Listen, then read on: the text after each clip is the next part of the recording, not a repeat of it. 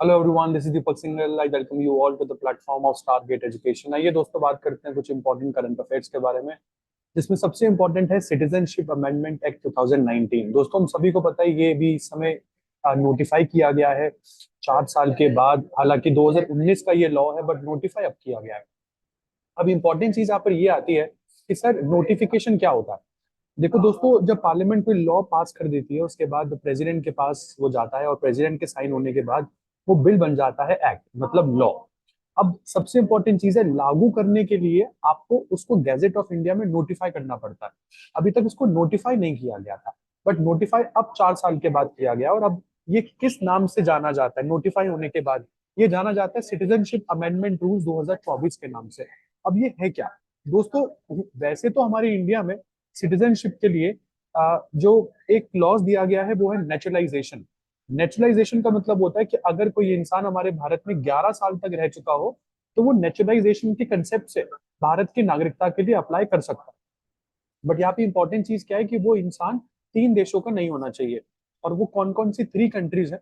इसमें एक है पाकिस्तान, दूसरे है Bangladesh, and the third is Afghanistan.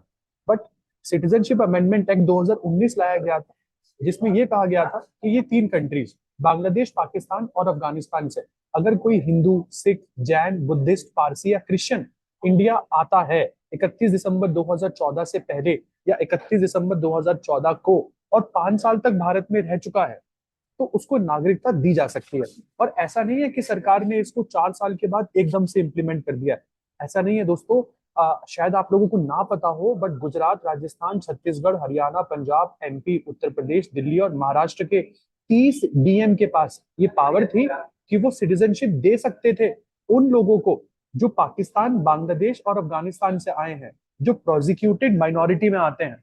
और हालांकि अब इसको क्योंकि नोटिफाई कर दिया गया है, तो सरकार के द्वारा एक वेब पोर्टल लॉन्च किया गया है, जिसको आप लोगों को कंप्लीट करना है। मतलब एप्लीकेशन फॉर्म ऑनलाइन ही भरे जाएंगे, जिसको भरने के बाद आप लोगों को सिटीजनशिप मिल जाएगी। अब यहाँ पे इंपॉर्टेंट चीज क्या है कि आपको राशन कार्ड, आधार कार्ड, आपकी 10th 12th की मार्कशीट भी चलेगी। या अगर आप कोई भी 3 विटनेस, कोई भी 3 विटनेस अगर आप सामने ले आते हैं जो ये बात बोल देते हैं कि हाँ वो आपको जानते हैं, इतने समय से वो जानते हैं कि आप भारत में हैं, तो आपको नागरिकता मिल सकती है। इसलिए बहुत ज्यादा आजकल इंस्टाग्राम पे वीडियोस वायरल हो रही है, जिसमें तरह तरह की चीजों पे सामने रखा गया है, जो कि मिसकंसेप्शन को फैला रहे हैं। तो प्लीज दोस्तों, आप इसके बहकावे में मत आइएगा। बहुत से आसान से रूल है, और बहुत आराम से आप लोगों को नागरिकता मिल जाएगी। इसका कोई भी मोटिव किसी भी इंसान से नागरिकता छीनना बिल्कुल भी नहीं है। और जैसे कि मैंने आपको बताया, 4 साल के बाद इसको आउटराइटली या एकदम से इम्प्लीमेंट नहीं कर दिया गया था। भारत के 9 राज्यों के डीएम के पास ये पहले से ही पावर थी कि वो पाकिस्तान, अफगानिस्तान, बांग्लादेश से आने वाले लोगों को नागरिकता दे सकते हैं। नागरिकता के लिए हमारे पास कौन सा लॉ है? हमारे पास है सिटीजनशिप एक्ट 1955। और इसी एक्ट में 2019 में अमेंडमेंट किया गया था, जब आप जानते हैं शाहीन बाग, असम के गुवाहाटी में बहुत से प्रोटेस्ट देखे गए थे। आइए दोस्तों, सेकंड करंट की तरफ आगे बढ़ते हैं। सेकंड करंट है multilateral naval exercise sorry, multilateral naval exercise, जिसका नाम है मिलन, दैट सॉरी मिलन 2024। अभी ये फरवरी 2024 में हुआ है। आपको बता दूं, ये मल्टीलेटरल नेवल एक्सरसाइज मिलन 2024 में इस बार विशाखापत्तनम में हुआ है। ये इस एक्सरसाइज का 12वां एडिशन था। इससे पहले भी ये 11 बार हो चुका है। 19 फरवरी से लेकर 29 फरवरी के बीच में ये हुआ था, जिसमें 51 देशों की नेवीज ने पार्टिसिपेट किया था। इस एक्सरसाइज की खास बात यह है कि ये एक्सरसाइज एक साल में, मतलब ये exercise it happens only once after every 2 years. मतलब हर 2 साल में ये एक्सरसाइज एक बार होती है। दोस्तों, कौन कौन सी कंट्रीज यहाँ पे रिप्रेजेंटेड थी, तो यहाँ पर आप उनके नाम पढ़ सकते हैं। तकरीबन 51 से ज्यादा देशों की नेवीज ने यहाँ पर पार्टिसिपेट किया था। चलते हैं नेक्स्ट। हेनली पासपोर्ट इंडेक्स 2024 क्या चीज है?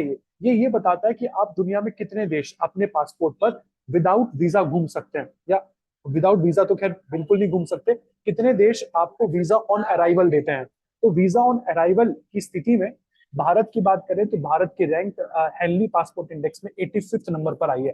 भारत के पासपोर्ट से आप केवल 62 कंट्रीज में वीजा ऑन अराइवल की फैसिलिटी लेते हैं। हालांकि दुनिया में अगर चाइना की बात करें तो चाइना की rank is 86th। Chinese passport पे 64 कंट्रीज अलाउड है। बांग्लादेश पासपोर्ट की रैंक, सॉरी मैं गलत बोल गया, चाइनीज पासपोर्ट की रैंक है 64, जहां पर 86 कंट्रीज आप घूम सकते हैं। बांग्लादेश की पासपोर्ट की रैंक 102 है, जहां पर only 42 destination visa on arrival पर आपको मिली है। श्रीलंका में 101, जो नेपाल की रैंक 103, पाकिस्तान की 106, म्यांमार की 97 और भूटान की 92 है। तो देखा जाए तो चाइना को अगर हम छोड़ दें तो वैसे हम अपनी सभी नेबरिंग कंट्री से अच्छा यहाँ पर परफॉर्म कर रहे हैं। तो हेनली पासपोर्ट इंडेक्स इशू कौन करता है? इशू करता है एक London based global citizenship and residence advisory form, जिसका नाम है Henley and partners. Henley and partners. तो यहाँ पर किस डेटा को यूज किया जाता है इस इंडेक्स को बनाते समय? डेटा यूज किया जाता है इंटरनेशनल एयर ट्रांसपोर्ट एसोसिएशन का। आगे बढ़ते हैं दोस्तों। नेक्स्ट इंपॉर्टेंट चीज है 11th इंटरनेशनल पपेट फेस्टिवल। ये इस बार कहां पर हुआ है? चंडीगढ़ में हुआ है, इसको जरूर याद रखना। 11th इंटरनेशनल पपेट फेस्टिवल हाल फिलहाल में चंडीगढ़ में ऑर्गेनाइज हुआ है। इसके बाद नेक्स्ट इंपॉर्टेंट चीज है the first Orthodox Christian country to legalise gay marriage. Orthodox Christian countries के लिए गे मैरिज को लीगलाइज करना अपने आप में एक बहुत इंपॉर्टेंट बात हो जाती है। कंट्री कौन सी कंट्री है? हालांकि जो नेदरलैंड्स है, नेदरलैंड दुनिया में पहला देश बना था जिसने सेम सेक्स मैरिज को अलाउ किया था अप्रैल 2001 में। तो अभी फिलहाल ये किसने किया है? ऑर्थोडॉक्स क्रिश्चियन कंट्री की बात कर रहा है यहाँ पर ग्रीस की। अभी हाल फिलहाल में ग्रीस की पार्लियामेंट ने एक बिल को अप्रूव किया 15 फरवरी 2024 को, जिससे अब ग्रीस में सेम सेक्स कपल्स जो हैं वो एक दूसरे से शादी कर सकते हैं। हालांकि अगर मैं डेनमार्क की बात करूं तो डेनमार्क में ये लॉ 1989 से ही है, बट एक्चुअली में ये ट्रेंड डेनमार्क में 1989 से ही है।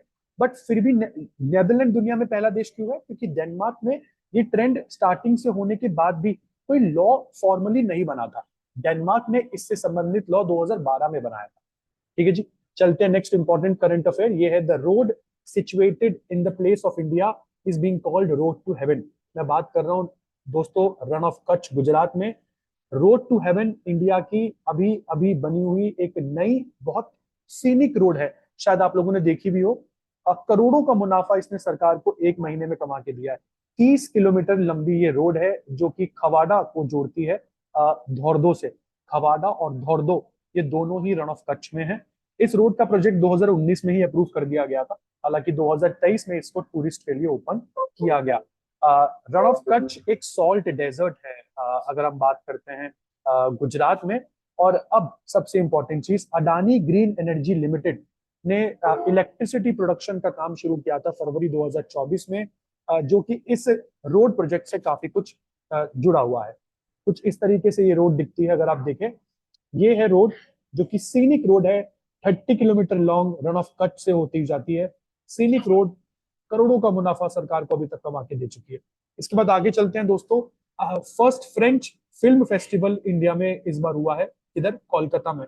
कोलकाता जो कि वेस्ट बंगाल की कैपिटल है। ये 9 दिन तक चला 16 फरवरी से लेकर 24 फरवरी तक चला, और ये भारत में होने वाला पहला फ्रेंच फिल्म फेस्टिवल है। अब इंपॉर्टेंट चीज, इनॉग्रेशन सेरेमनी में बॉलीवुड एक्टर अनिल कपूर यहाँ पर एज ए चीफ गेस्ट देखे गए। उसके साथ साथ अगर वेस्ट बंगाल की बात करें तो वेस्ट बंगाल की चीफ मिनिस्टर ममता बनर्जी हैं, गवर्नर आनंद बोस जी है, capital is Kolkata. Inauguration ceremony में आप देख सकते हैं अनिल कपूर जी को। आगे बढ़ते हैं दोस्तों। ज्ञानपीठ अवार्ड। ज्ञानपीठ अवार्ड, पहली बात तो ज्ञानपीठ सिलेक्शन कमेटी नॉमिनेट करती है कुछ लोगों को, उसके बाद अवार्ड दिया जाता है। तो ज्ञानपीठ सिलेक्शन कमेटी ने नॉमिनेट किया है कुछ फेमस उर्दू पोइट, जो शायद मेरे हिसाब से सभी जानते हैं इनका नाम। नाम है इनका गुलजार। और संस्कृत स्कॉलर, नाम है इनका जगत गुरु राम भद्राचार्य। जगत गुरु राम भद्राचार्य को आपने हाल फिलहाल में जब राम मंदिर का इनॉग्रेशन हो रहा था तब आपने शायद देखा होगा। तो ज्ञानपीठ सिलेक्शन कमेटी ने इन दोनों लोगों के नाम को शॉर्टलिस्ट किया है। गुलजार का जो असली नाम है वो संपूर्ण सिंह कालरा है। यकीन मानिएगा मुझे भी पढ़ते हुए ये पहली बार ही पता लगा था। And he is considered one of the best Urdu poets of this इरा। और जबकि राम भद्राचार्य की बात करें तो वो फाउंडर है तुलसी पीठ के, तुलसी पीठ जो कि चित्रकूट में है।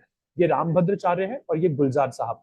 इसके बाद आगे बढ़ते हैं दोस्तों। Women team who won the gold medal in the badminton Asia team championship, वो है भारत की विमेन टीम। भारत की विमेन टीम ने ब्रिलियंटली परफॉर्म करते हुए गोल्ड मेडल जीत लिया है बैडमिंटन एशिया टीम चैंपियनशिप में। पहली बार ऐसा हुआ है कि भारत ने इस विमेन इवेंट में मतलब भारत ने स्पेसिफिकली विमेन फॉर्मेट में जीता हो, वो भी गोल्ड मेडल।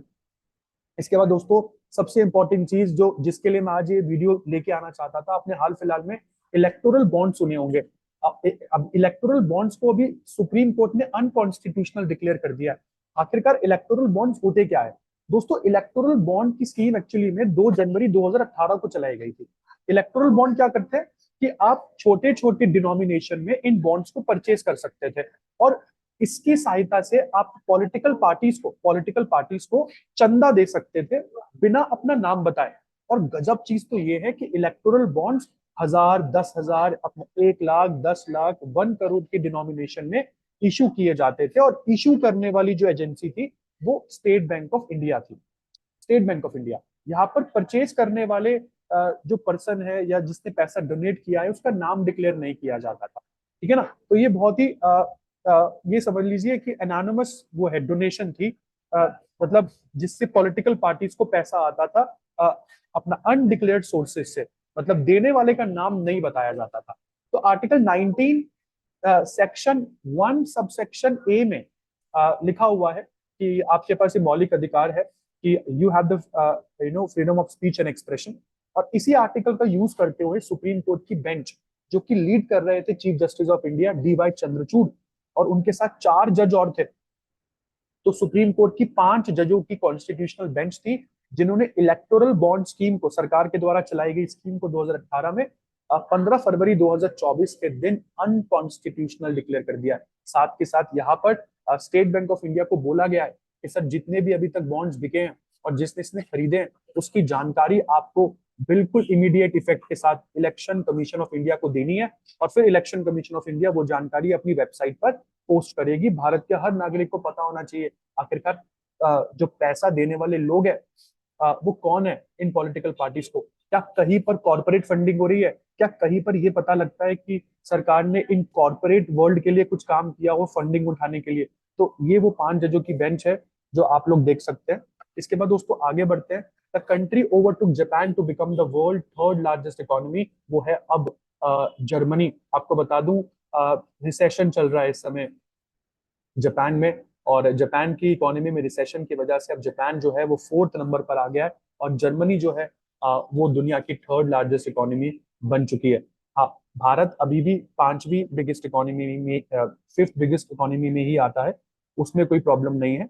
जापान की बात करें तो जापान की कैपिटल है टोक्यो, एम्परर है नारूहितो, प्राइम मिनिस्टर है Fumio Kishida, and the currency is Japanese yen. इसी के साथ आज की ये करंट अफेयर वीडियो यहीं पर खत्म होती है। आशा करता हूँ दोस्तों आप लोगों को मजा आया होगा। इसी तरह की वीडियोस देखने के लिए स्टारगेट एजुकेशन के पेज को भी फॉलो कर सकते हैं। अपने दोस्तों को जरूर रिकमेंड कीजिए, अपनी फैमिली को रिकमेंड कीजिए जिन लोगों को ये न्यूज देखना पसंद है। और अब चैनल पर आ ही गए हैं तो सब्सक्राइब के साथ बेल आइकॉन भी जरूर दबा दीजिए। Thank you.